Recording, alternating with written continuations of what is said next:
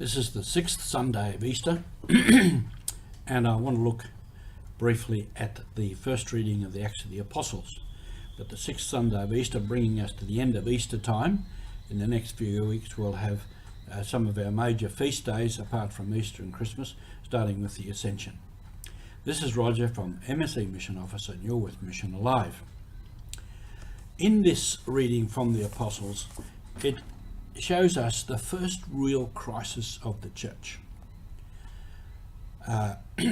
The difference between the Jewish followers and the Gentile followers, those who became Christians from the Gentile world, the pagans.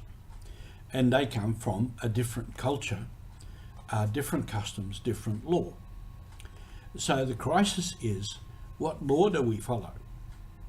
Now, some in this reading were from the Jewish community and rather strict, and they wanted these other Gentile Christians to follow the Jewish law. And Paul particularly and Barnabas opposed this and said, no, they're not bound by the Jewish law. They're bound by Christ and the Holy Spirit. So some people came up from Jerusalem and preached the other line, that they have to be circumcised and follow the law of the Jews, and this caused a lot of confusion amongst the Gentile Christians. So what happens next?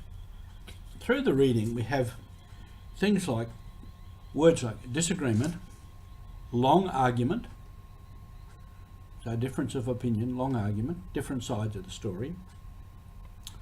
And then Paul and Barnabas, with others, not just themselves, went up to Jerusalem to consult the apostles and the elders.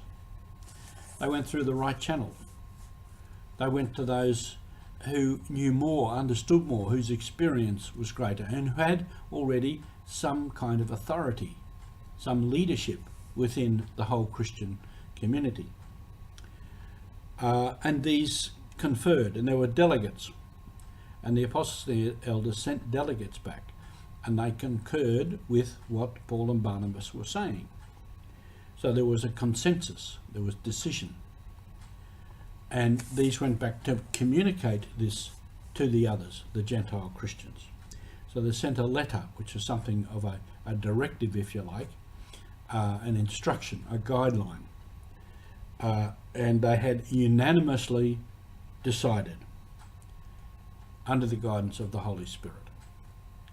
So it was a unanimous decision. So they said the essentials were not to burden people with things that were unnecessary.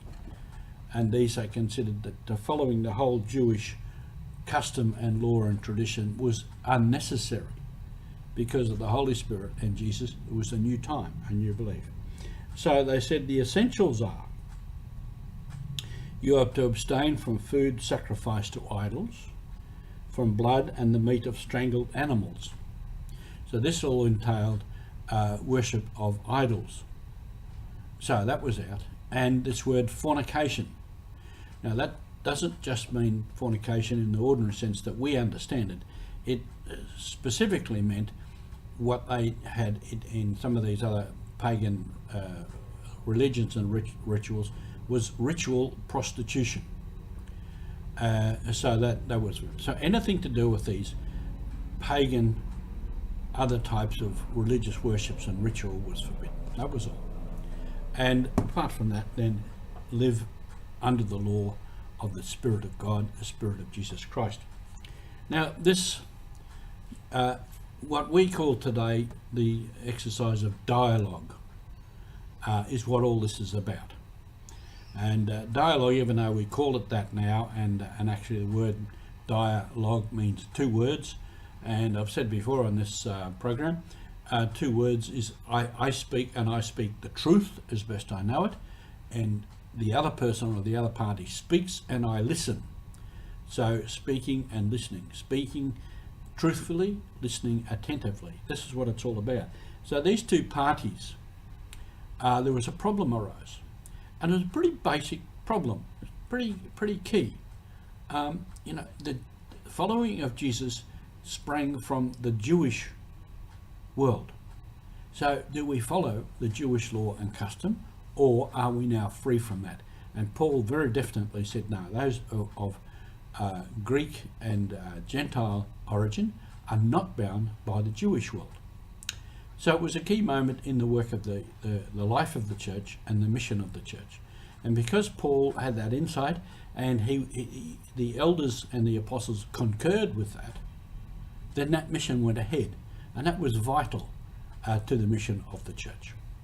So this is mission alive. The mission is still alive because we live in a world of many cultures, many languages, many beliefs. So the work of dialogue, listening and speaking the truth, is very key to our mission. Thank you for being with us.